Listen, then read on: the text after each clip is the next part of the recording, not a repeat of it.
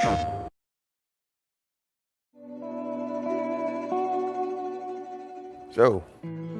just everything you were hoping for? Can't believe people used to live like this. Everything's so fancy. Yeah, we had things pretty good back then. Here we are.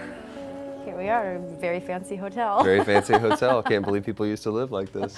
I know, or people do live like this. I can't believe we're living like this right now. I know. We're a year later. I know. A year has come and gone. It's been a crazy year too. Yeah. I remember the first night when the Naughty Dog had the launch party, and obviously we had seen a little bit of the game, but we hadn't actually. Neil, as we were walking out to the car, he's like, "Wait, I have something for you guys." And he reaches into his car and he pulls out 2 copies of the game. I think we were originally just like, "Okay, good night, we're gonna leave." And Thanks, bye. No, we're playing this right now. It was like, Yeah. we at least have to play through the prologue. Yeah, because we got to your apartment. Yeah. We were all there, popped it in. And remember what you said, which was so cool. You were like, "I can't believe this is happening." Like, I'm not seeing the Naughty Dog logo. I'm not seeing this isn't happening. It was like this really surreal moment. What did you think? I mean, you've clearly been around this for so long, as far as like working on sets and being in this industry. What did you think when you first saw this? I remember when I first walked onto the mocap stage, I was nervous because I didn't realize. Yeah, so I think you walk in there and you're surrounded by 180 cameras. Yeah. So already you just feel like everything's like right on you.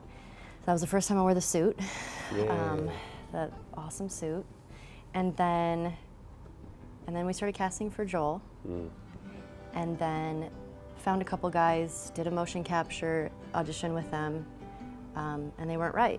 The guy that came in right before you, he was great, and I'm sure you know the story now, but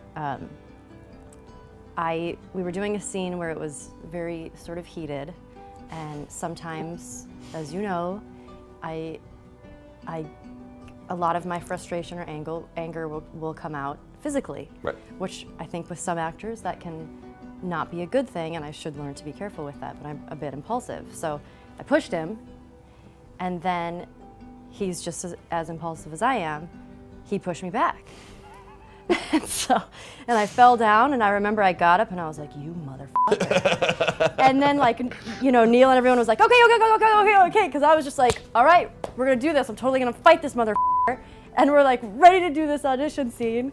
And I was like, "Okay, this is just not right." That would have been a different Joel and Ellie. It would have been a different Joel and Ellie, very combative and maybe not the kind of feels that they were going for.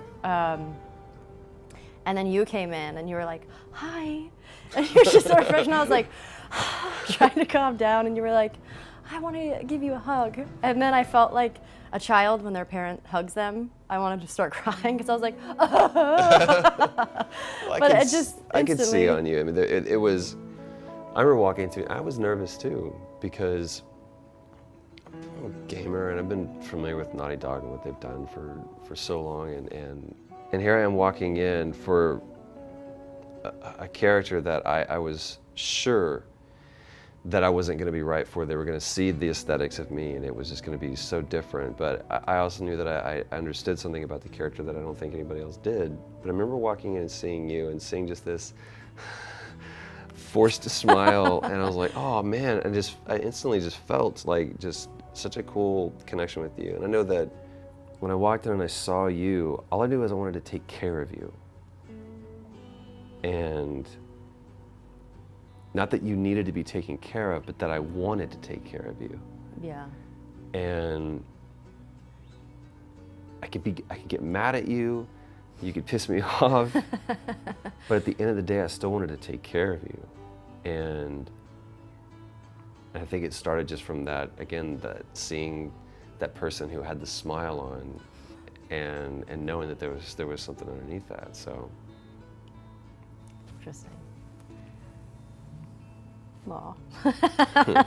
I don't know. I mean, what did you think when you first saw like Ellie, when you first saw Joel? Like, what were your first thoughts? I knew I was right for it, and I was like, if I can just kind of you know, not get nervous and just bring what I have to the table. I know I'm Ellie. Right.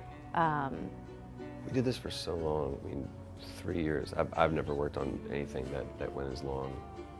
You're forced to be open and honest and everything because you're dealing with such intense material and the process requires such. But then you hit that phase where, kind of like what we did in the ranch house, where it's like, we had been working together and we had been trusting each other and going through this and laughing and sharing all these memories and everything else. But that to me was a shift in not only how Joel and Ellie related to each other, but I felt like you and I like hit like a deeper level in our relationship, and you know, up to that point I hadn't done things that really had required that of me. And so that was really the first time I'd ever hit something I was completely unprepared for. I'm looking around going, I don't have the tools for this. I don't know what's wrong. And it was good. Everything that we were doing was fine. It wasn't that we were bad. It wasn't like, oh, that sounds fake or anything. It wasn't honest. It wasn't true. And there was Ellie has that great moment where she says, you know, everybody has left me. Everybody except for you. And you pushed me, which, again, showing your anger. But the line was just, everyone has left me except for you. And you took the scene into this new place, and that's where the trust comes in, because you're compelled to follow. We finished that, and I felt like we're sweaty afterwards. We went through something together. So I saw the alternate ending. Oh.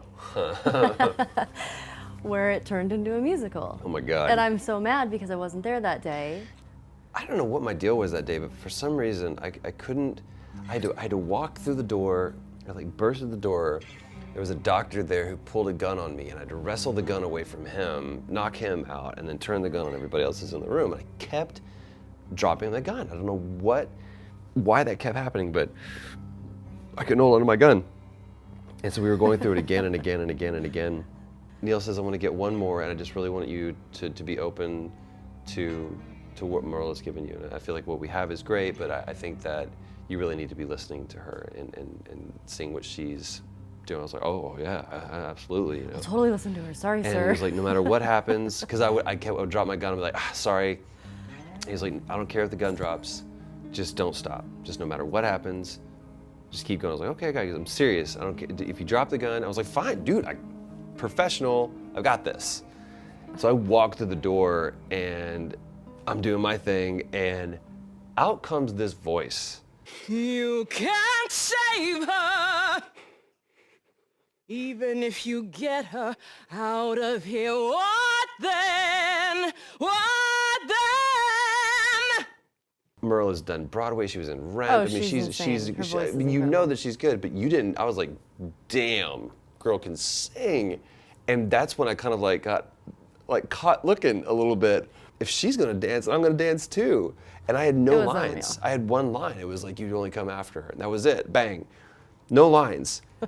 And to me, it's so funny, like Pam loves Les Mis, and what I think is hilarious is in musicals is when they not only verbalize, but sing their inner monologue. Yeah. I'm sitting in a chair and I'm looking out the window. I mean, it's like, shut up. We don't need it. We see that you're sitting in a chair and looking out a window. And so Joel starts going into this whole inner monologue of what he's thinking, what he's doing. What am I feeling? So much confusion. I've got a man in my arms and a girl with a gun to my head. But there she is on the table. My favorite is the moment she starts singing, because you're like, you're so into it, and then she starts singing, and you're like, you have this look on your face like, what's happening? That's me going, holy shit, she can sing. She's finished, and then you're like, instantly, you're like, I'm gonna go over here, and I'm gonna go get Ellie. I was like, this is unreal. They teased us and they said that, he goes, we're gonna animate the entire thing, and it's gonna be I like wish a they gag would've reel. done I was that. like, that. Maybe one day. Yeah, they wanted to do something like finish the game, whatever. Yeah, well, what's that about? Lame. Did you played the game? Yes. Yeah. I played through it twice. Played through it twice. I can't wait to play it through again on the PS4, because I feel like since it's been a year, I wonder what I'm gonna remember, or I'm sure there's gonna be some new stuff that I'll see. They've got a copy. Should we go play it? You wanna go play it? I'm gonna play the game. I don't know what you guys are gonna do. You guys are gonna play the game right now.